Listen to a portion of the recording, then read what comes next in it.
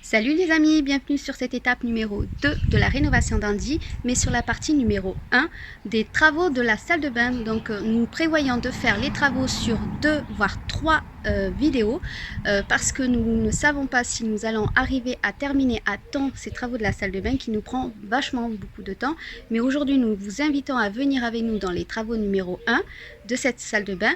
Alors aujourd'hui c'est moi qui vous fais cette ouverture de vidéo, mais ne vous inquiétez pas, Romain va faire son apparition sur toutes les vidéos des travaux. Donc vous voyez derrière moi il y a Andy qui est justement entièrement recouvert d'une bâche parce qu'il ne fait pas beau aujourd'hui, et donc nous prévoyons de refaire aussi un peu la toiture, même s'il n'y a pas de problème d'isolation, mais on ne veut pas prendre de risques étant donné que nous ne bougeons pas actuellement. Si vous nous découvrez aujourd'hui par cette vidéo là, nous vous invitons à venir sur les anciennes vidéos dont on vous parle de notre projet actuel avec nos enfants pour partir justement sur les routes.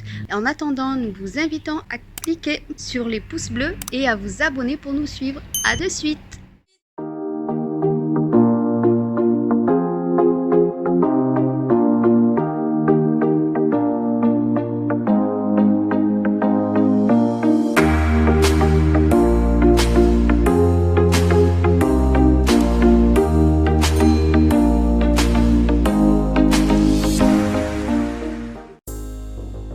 Bienvenue sur notre chaîne. Dans l'épisode précédent, nous vous avons emmené avec nous dans la partie 1 de la rénovation d'Andy, où nous avons commencé le démontage des ameublements, de la peinture pour un rafraîchissement d'Andy et la couture des rideaux. Aujourd'hui, nous vous invitons à nous suivre dans la partie numéro 2. Mais en attendant, si vous souhaitez nous suivre dans l'avancement de nos travaux, nous vous invitons à vous abonner et à cliquer sur la cloche pour être averti des notifications. À bientôt. Donc je suis parti de... Tiens, regarde, tu peux regarder là.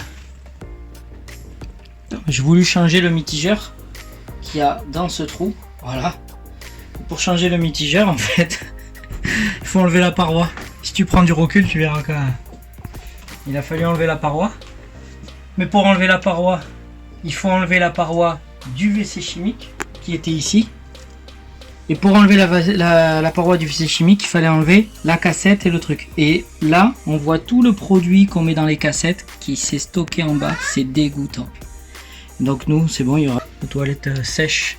Et là, du coup, tu as fait quoi exactement pour... tu as démonté... J'ai tout dévissé les parois. J'en ai profité pour voir s'il y avait des infiltrations. Il n'y en a pas. C'est propre, c'est net. C'est nickel. Il n'y a pas d'eau. Pas d'infiltration d'eau. Moi, j'en profiterai pour ajouter... du joint silicone partout. Le mitigeur de la douche d'origine, il était cassé. Donc on en a acheté un, je vais le changer. Mais pour le changer, il faut enlever toutes les parois parce qu'il n'y a pas de trappe d'accès. D'accord. Donc là, tu as enlevé... Ça, c'est les anciens que tu as en dernier main? C'est, oui, l'ancien mitigeur qui est là. Il était cassé. Il fonctionnait plus. Là-haut il était cassé. Je pense que c'est souvent ce qui arrive quand on met les camping-cars en hivernage. Les gens vident pas l'eau qu'il y a dedans. Il y a le calcaire qui se stocke pendant tout l'hiver. Et voilà, après je vous laisse passer les détails, mais il fallait le changer. Il fallait changer. Moi je me douche pas avec ça. J'aime bien avoir voilà, c'est comme un stylo à plume, ça se prête pas. Ok. Bon, on est parti pour les travaux alors. Ouais. De la douche.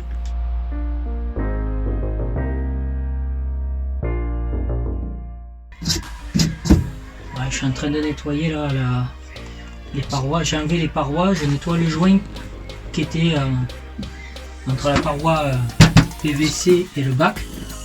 Mais moi je vais en profiter pour faire là, actuellement, là je vais tout nettoyer.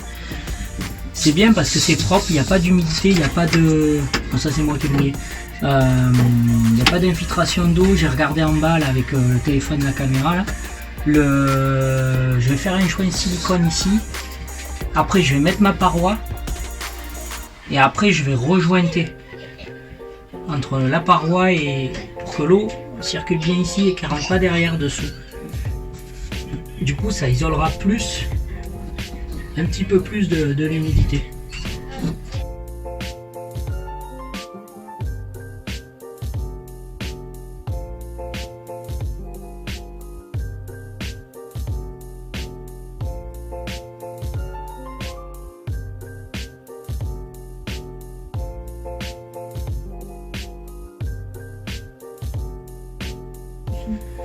Ben là, je condamne l'arrivée d'eau de l'ancienne toilette chimique qu'on a enlevé.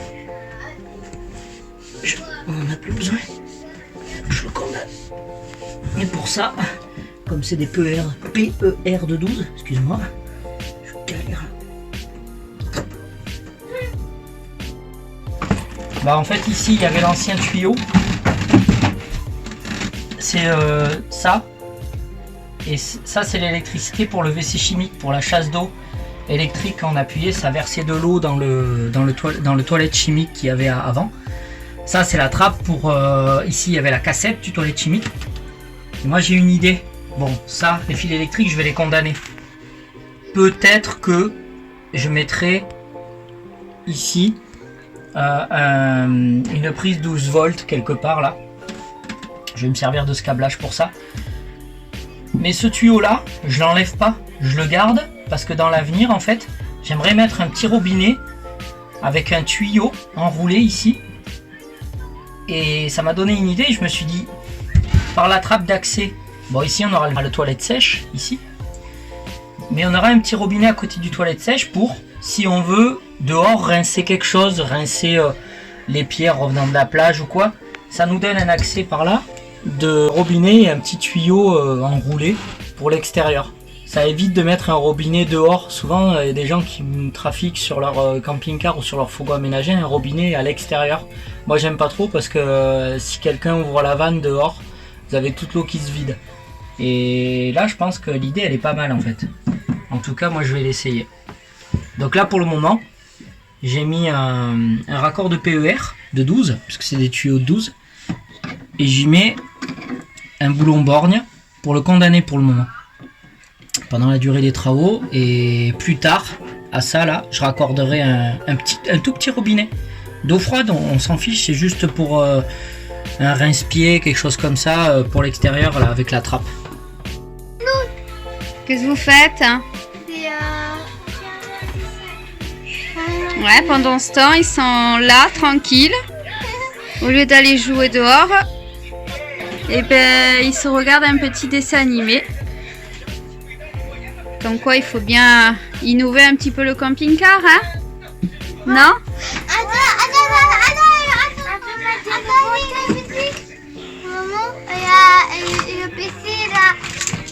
La piscine? Ah ben non, c'est pas le moment de la piscine encore. On arrive presque dans le printemps. Tu fais coucou à tout le monde? Non. T'as pas envie de faire coucou à tout le monde?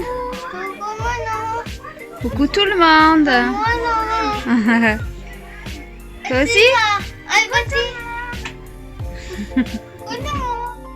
Dans cette partie-là, Romain réinstalle le réservoir d'eau provisoirement pour pouvoir justement faire le test de mise en eau. Mais il ne pourra pas remplir le réservoir d'eau en entier car il y a encore la fissure que vous avez dû sûrement voir dans l'épisode précédent. Donc la fissure du réservoir d'eau reste encore à être réparée. Donc là, il installe. Ah oui, c'est vrai, vous ne connaissez pas encore Romain quand il a des moments de folie, quand c'est son moment de quart d'heure. Alors vous allez commencer à apprendre à le connaître.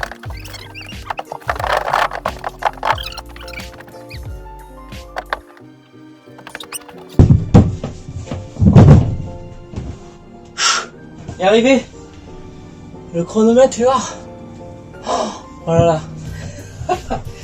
J'ai fait une grosse bêtise.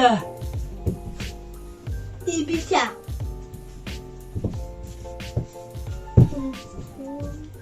Non, c'est bon. Je n'ai pas fait de bêtises.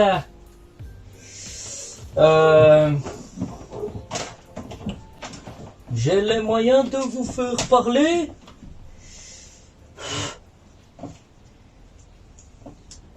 Hop! In your record.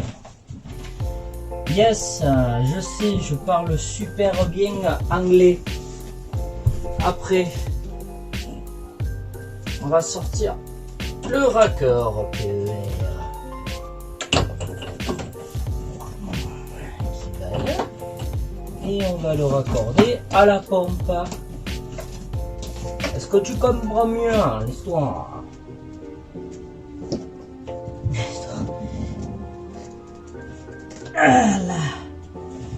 Voilà.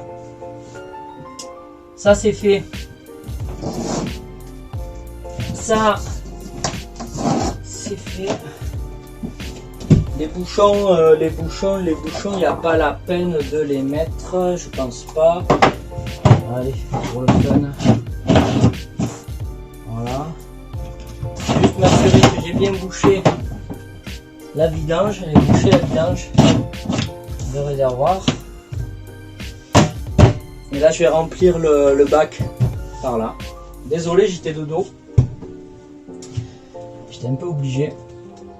Ouais, là je fais la mise en eau parce que je veux m'assurer que mes branchements derrière la colonne de douche là derrière, j'ai défait les parois et j'ai raccordé ce nouveau robinet.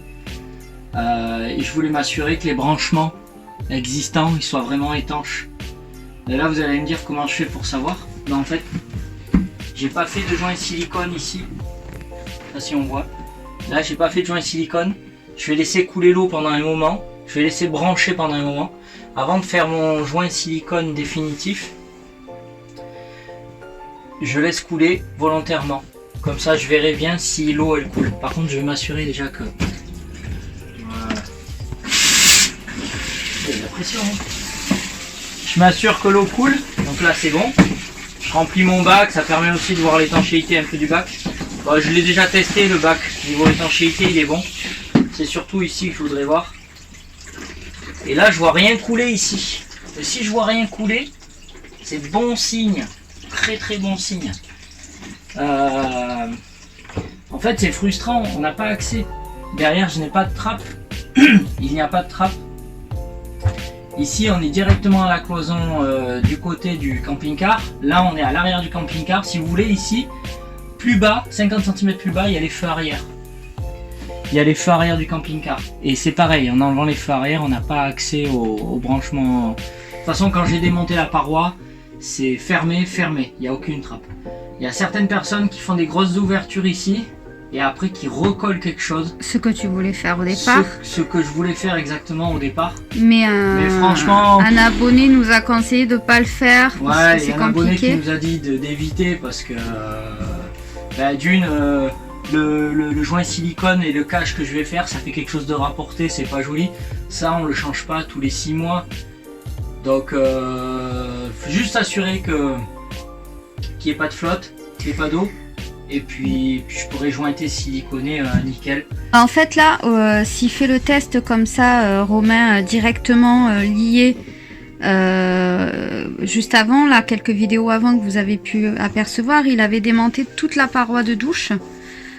Pour démonter ce robinet là justement et donc en fait pour pouvoir faire le test de ce robinet là on est quand même obligé de remettre les parois parce que sinon on peut pas brancher correctement la douchette pour faire le test de mise en eau. Donc il a fait tous les branchements, remis les parois. Parce que sinon ça sert à rien de faire le test sans les parois pour brancher, redébrancher, rebrancher. Au final il faut quand même faire le dernier test et donc du coup on a été obligé, Romain a été obligé de remettre toutes les parois justement pour faire ce test de mise en eau. C'est ça, exactement ça. Il y a de l'eau, hein. Franchement. Il y a de la vente pression, hein, fais voir. Nickel, hein, franchement, nickel, pour une pression. On a acheté un nouveau pommeau de classique, de pommeau, salle un de tuyau, bain. un robinet. Bon, vous voyez, mon jointure, elle laisse à désirer, donc je vais remettre un peu de téflon. Ouais. C'est pareil, hein, au niveau de la mince, comment ça s'appelle la poignée. J'ai perdu le mitigeur. Le mitigeur. C'est un petit robinet, vous savez, pour laver les mains. C'est de douche, hein. Ouais. C'est pareil ça. Même un abonné l'a confirmé, ce qu'on avait un doute. C'est l'ancien qu'il y avait, c'était de cuisine et pas de salle de bain. Et en plus il était en mauvais état, il était tout cassé, donc on était vraiment obligé de le changer. C'est ça. Voilà. Voilà. Voilà pour la mise en eau. Alors pour toi ça a l'air comment? Ben franchement ça va, ça va. Je suis confiant. Après, il y a une part de frustration parce qu'on peut pas voir derrière la paroi. Et là, je vous cache pas que je suis à 2 doigts d'enlever cette paroi pour regarder quand même derrière qu'il n'y ait pas des gouttes qui coulent ou quoi que ce soit. À savoir que derrière la paroi, et on vous a joint des photos, je crois, j'ai quand même siliconé autour des tuyaux. Ça veut dire que même si ça ruisselle le long du tuyau, vous savez, des petites gouttes des fois par rapport au raccord qui est pas top. En fait, ce qu'il y a là derrière, c'est la même chose que ça. Voilà. C'est la même chose que ça. Et ça, en fait, ça et ça, c'est typique des camping-cars et des caravanes. Et honnêtement, moi, j'ai pas confiance en ça. J'ai pas confiance, ça reste du plastique. Ça peut-être, parce que c'est quand même assez serti, donc ça va. Mais ça, je suis pas très confiant. D'ailleurs, au moment où je vous parle, il y a des gouttes. Voilà. Il y a des gouttes. Mais parce qu'il est pas... On a tout débranché à la fois. Il y a des gouttes. Voilà. Ça confirme ta confiance au tuyau. Ça confirme pourquoi j'ai confiance à ces tuyaux. Voilà. Donc si vous avez un bon tuyau... Jeu de mots, c'est ça. Je sais ce que certains vont dire. Remets du raccord PER partout. Remets du raccord PER partout. Mais... ceux-là, on ira plus ou moins axer après. Donc ceux-là, je vais juste bien les renfoncer. Et là, je pense que... je sais pas pourquoi, mais... je pense que je vais réouvrir la paroi pour jeter un œil derrière. Il vaut mieux. Ouais, il vaut mieux. Avant d'enlever la paroi, au préalable, Romain, quand il avait enlevé toute la paroi, il a astiqué la paroi. Donc tout a été nettoyé. Nettoyer à quel produit? C'est un produit. C'est la pierre d'argile, la pierre blanche. La pierre blanche. Vous savez, d'accord. c'est ces petits pots que vous trouvez où dedans il y a la petite éponge. Et c'est écologique, hein. Franchement, et ça déjaunit légèrement. Ça déjaunit légèrement le plastique. Et donc à la pierre blanche, j'ai nettoyé ça. Là ici, vous voyez, il y a ça. Ne bougez pas. Ça. Et ça, vous voyez, c'est chauffé, soudé. Ça a été, ouais. C'est dégueu. Et ça casse comme un rien. Donc ici, je ferai des rangements. Je vais coller quelque chose avec de la colle époxy, là-dessus et là-dessus, mais quelque chose de propre, plus propre que ça. Alors soit je recolle ça avec une bonne colle, une dose de colle époxy, ou soit je vais créer quelque chose, des petits supports pour ranger. Sachant que là, les trous, ben, ils sont bouchés, on voit pas, mais il y a de la résine époxy transparente. Il y a la résine époxy transparente. Et ils sont bouchés. Vous ne pouvez pas passer une aiguille à travers, c'est pas possible. Je les ai bouchés depuis l'autre côté. Et un petit coup devant. Là. Bon. Voilà. Mais cette paroi, j'y tenais à la conserver parce que c'est étanche en fait. Ouais, mais bon, mais même si tu tiens, il va falloir se retrouver derrière ta paroi. Et là, on se retrouve derrière la paroi et je le fais maintenant, sinon je vais pas dormir. Allez, c'est parti. C'est parti.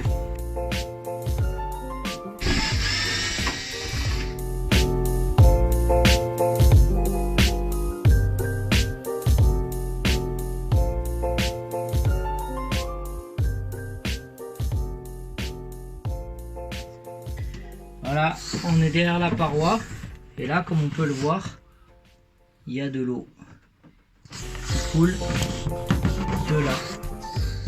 Voilà, ça coule d'ici, de ces deux petits raccords.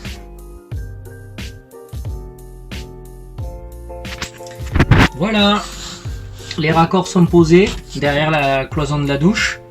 Donc j'en ai profité obligatoirement pour changer les flexibles métalliques que vous voyez. Et dessous, les bagues dorées que vous voyez là, juste là, ce sont des raccords PER qui ne fuient pas. Cette fois-ci, ça ne fuit plus du tout. Et j'en ai profité également pour en mettre, désolé, ici. C'est là que tout à l'heure, j'ai passé mon doigt et ça goûtait. Donc là, idem ici, deux petits raccords doré. Donc ça c'est fait. J'ai démonté la cloison, la paroi de douche. Voilà, ça y est, à force je suis érodé, je sais comment l'enlever. Donc ça c'est fait et mais tant qu'on est là, je vais vous montrer autre chose. Donc ici là, au niveau du chauffe-eau, du chauffage et chauffe-eau Truma, j'ai retiré ça. Enfin, j'ai déconnecté les arrivées d'eau, je l'ai laissé brancher électriquement, ce petit appareil. Vous savez, c'est l'appareil qui se déclenche à moins de 0 degré. Par contre, j'ai fait une prise en direct. Là, ici. En fait, c'est en direct. De là à là, jusqu'au chauffe-eau, il n'y a plus ce système-là qui est raccordé. Temporairement, en attendant de recevoir la pièce, celle-ci, je vais la commander. Et je vais en profiter pour vérifier l'appareil aussi. Mais je vous cache pas que j'ai peur que ça soit source à ennui. Si quelqu'un dans les commentaires peut me donner une astuce, s'en séparer, je pense pas qu'il faut vraiment s'en séparer parce que ça doit être bien quand même. C'est vraiment une petite sécurité. Si quelqu'un a une astuce, soit quelque chose de mieux, quelque chose de plus fiable, je suis preneur. Voilà, un petit conseil. Je pense que on fera une vidéo exprès pour le Truma, le temps que tu recevras la pièce. C'est-à-dire une vidéo qui parle du Truma. À part une vidéo que sur le Truma, ouais. Oui, parce que là j'ai refait une mise en route, il y a l'eau chaude. Tout fonctionne, mais tu as trouvé le problème, quoi. Donc j'ai tout trouvé le problème, il ne fuit nulle part. Le brûleur il est propre, voilà, tout ça c'est fait, donc peut-être qu'on fera une vidéo là-dessus. Et séparé de la salle de bain. Séparé de la salle de bain. Donc c'est bon, les fuites pour la salle de bain c'est réglé.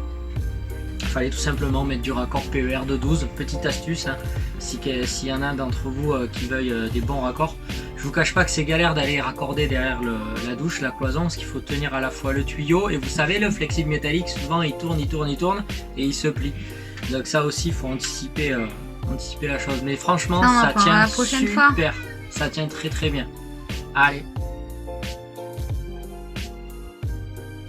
Dernière étape, le bac à douche. Ici, nous avons opté donc pour une membrane d'étanchéité de marque Waterstop. Nous ne faisons pas de publicité pour ça. Donc nous sommes aperçus que c'est une membrane qui est quand même assez épaisse, comme vous pouvez le remarquer. Donc nous l'avons appliquée avec le pinceau et non avec le rouleau parce qu'il était compliqué de passer dans les reliefs de la douche. Effectivement, il y a des aspects irréguliers, mais il y a le mérite d'être appliqué et d'être étanche. Nous apercevons que Romain n'était pas très à l'aise avec le pinceau et ne l'a jamais été. Il sera plus à l'aise dans son milieu à lui de menuisier que vous pourrez justement retrouver dans les vidéos prochaines. Comme astuce après application de la membrane, c'est que nous pouvons casser cet effet irrégulier en pinçant légèrement et par la suite repeindre par-dessus cette membrane-là qui est faite exprès pour accueillir une peinture secondaire.